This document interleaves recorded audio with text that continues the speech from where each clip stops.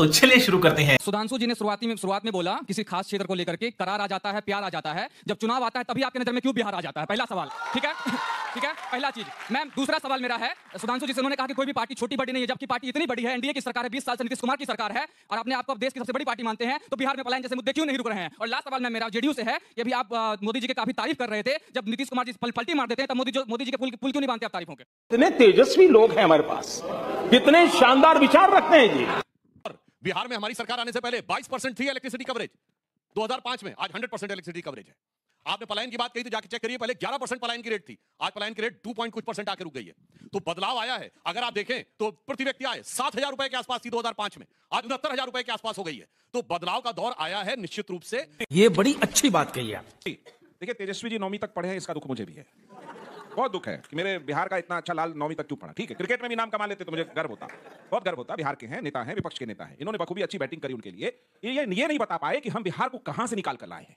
वो जो उजड़ा बिहार छोड़ गए थे, जहां गांव में सड़कें नहीं थी, पगडंडियां तक नहीं बनी थी, बाहर से लोग पीड़ित होते थे, अपराध था, जाति नरसंहार था, बिजली की स्थिति इतनी थी कि मोबाइल चार्ज नहीं होता था। तो क्या होता था, बिजली आती नहीं थी, तो लोग क्या करते थे, जिनकी दुकानों में जनरेटर लगा रहता था, वो मोबाइल चार्जिंग का 10 रुपया लेते थे। वो नोकिया वाला मोबाइल था जो एक बार चार्ज होने पे 2-2.5 दिन चल जाया करता था, तो लोग 10 रुपए मोबाइल चार्जिंग के दिलवाते थे। उस दौर से निकाल के लाए हैं, जिसके बारे में नमस्कार। आज की डिबेट में सुधांशु त्रिवेदी ने एनडीए सरकार के विकास मॉडल पर जोरदार दावे पेश किए। जेडीयू प्रवक्ता ने भी नीतीश कुमार के कामकाज को जनता की उम्मीदों पर खरा बताया। आरजेडी प्रवक्ता ने पलटवार करते हुए बेरोजगारी, भ्रष्टाचार के मुद्दे उठाए। प्रति व्यक्ति आय उपलब्धियों पर जमकर आंकड़े पेश हुए। विपक्ष ने जंगलराज, सांप्रदायिकता और अपराध को चुनाव का असली मुद्दा बताया। छोटे दलों की एंट्री से त्रिकोणीय मुकाबले की तस्वीर और भी रोमांचक बन गई। पूरी बहस देखिए और अपनी राय कमेंट सेक्शन में जरूर बताएं। वीडियो को लाइक, चैनल को सब्सक्राइब जरूर से कर दीजिए, क्योंकि आपका यह समर्थन हमारे लिए बेहद ही खास है। तो चलिए शुरू करते हैं इसकी मेन डिबेट। सबकी नजर, जैसे अर्जुन की नजर केवल आंख, उसके चिड़िया की आंख पे थी, इन सब की नजर एक ही वोट बैंक के ऊपर है।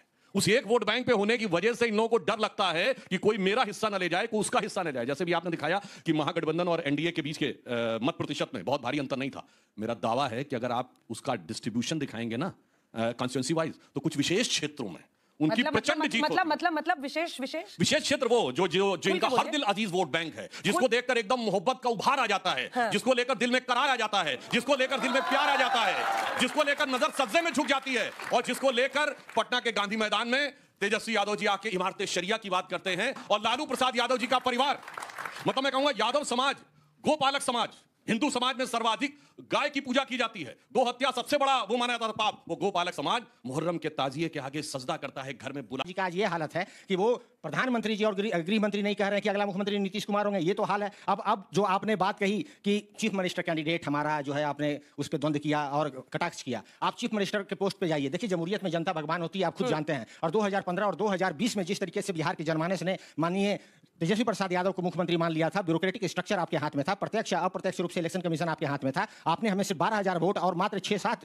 कैंडिडेट ऐसे थे जो 11 वोट से 12 वोट से 28 वोट से हमें आपने हरा दिया। जो आप जो दिखा रही हैं 11, उसमें से 5-6 हमारा ही। अगर पीके का नाम लेने से डर लगता है, पीके आ रहे हैं ना, पहले तो प्रशांत किशोर पे पीके पे देखिए, पीके क्या है? पीके टेक्नोक्रेट, तो बताइएगा। पीके टेक्नोक्रेट हैं और मोदी जी को बनाया उन्होंने प्रधानमंत्री। जो आदमी मोदी जी को प्रधानमंत्री बनाएगा, कोई उसको वोट देने वाला है क्या आज बिहार में? जिस तरीके से नरेंद्र मोदी जी का जो डाउनफॉल स्टार्ट हुआ है, बिहार जो है बॉर्डर स्टेट है नेपाल के साथ, इस तरीके के संवैधानिक मूल्यों के साथ ये खड़े नहीं है। ये लगातार जो है इनकी जो नीयत और नीति रही है, समाज में जो है इस तरह से भेदभाव फैलाकर मेजोरिटेरियन वोटिंग पैटर्न ये करना चाहते हैं। फिर बाकियों के पास जाना। देखिए, मैं पहली बात स्पष्ट करना चाहता हूं, जो आपने बात कही, अभी एक और पार्टी के लोग छोड़ गए। ध्यान रखने, वीआईपी वालों को नॉर्मल समझने, सामान्य आदमी समझने की कोशिश मत करिएगा। और दूसरा, आपके यहाँ विश्वास की समस्या जानते क्या रहती? जो आपका साथ देता आप उसको हड़प कर जाते हैं। भाई एमआईएम के लोग तो उस समय आपके साथी थे, उसमें से 4 भाईजानों की जान निकाल ली आपने, और उधर रह गए, वो अलग इधर आ गए। याद करिए, अशोक गहलोत की सरकार थी, मायावती जी के 7 एमएलए थे, और उन्होंने बिना शर्त समर्थन दे रखा था कांग्रेस को। उसके बाद वो 7 हाथी टकार गए वो। इसलिए मैं कहना चाहता हूं, जो अंजना जी आपने कहा ना, इनके यहां विश्वास का संकट है। कारण क्या है? सब एक दूसरे को शक की निगाह से देखते हैं, और इसीलिए मैंने कहा वो शक की निगाह से दल ही एक दूसरे को नहीं देखते, पार्टी में भी एक दूसरे को देखते हैं, परिवार में भी एक दूसरे को देखते हैं। रोहिणी आचार्य जी और तेज प्रताप जी पर बोलिए, दोनों नाराज हैं, परिवार के अंदर का मामला कैसे सुलझाएंगे? उस पर आने से पहले मैं सुधांशु जी को जवाब देना चाहता हूं। एआईएम पर इन्होंने बोला कि मैंने डकार दिया। आप जानते हैं एआईएम पार्टी 1920 में बनी थी। उसकी मेन फिलॉसफी और एजेंडा क्या था? वो ये था कि भाई बहुजन हिताय बहुजन सुखाय के साथ चलेंगे। वो इंटीग्रिटी के साथ वो काम करना चाहते थे। 1920 में बहुजन हिताय बहुजन सुखाय, प्रोफेसर साहब हैं, ऐसा मत बोलिए। अरे भैया, अशोक के चक्र भावनाओं में अशोक के ज्यादा चक्र में बहुजन हिताय बहुजन सुखाय है।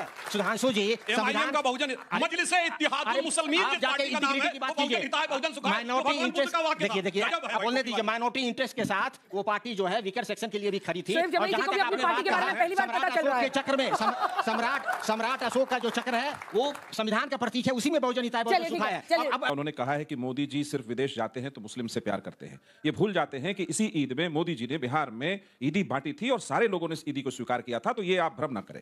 आप उन लोगों से बहुत प्यार करते हैं जो आपको उकसाते रहते हैं। इन दोनों का लव लेटर हो गया, ठीक है, वो एक अलग प्रश्न है, वो लिखें ना लिखें, प्यार स्वीकार करें। दिक्कत यह है कि जो प्रशांत किशोर जी के बारे में आप प्रश्न पूछ रहे हैं कि वो मोदी जी के साथ काम करते थे, फिर नीतीश जी के साथ किया, फिर अमरिंदर जी के साथ किया, फिर यूपी में खाट यात्रा निकाला, फिर वो आंध्रा गए, ममता जी के साथ गए, वो काम करते रहे चुनाव रणनीतिकार के तौर पर। लेकिन वो चुनावी रणनीतिकार, आपने खुद कहा कि 4 सीटें जो उपचुनाव में हुआ वो खुद हार गए। जैसे योगेंद्र यादव हार गए थे, खुद थे बहुत बड़े सेफोलॉजिस्ट, उनको पता नहीं था गुड़गांव में छठे पोजीशन पे आएंगे। छोटी पार्टियों के साथ एक दिक्कत जरूर है कि वो टिकट के अपने बांटने के क्रम में कुछ उगाहियां करती रही हैं बिहार में।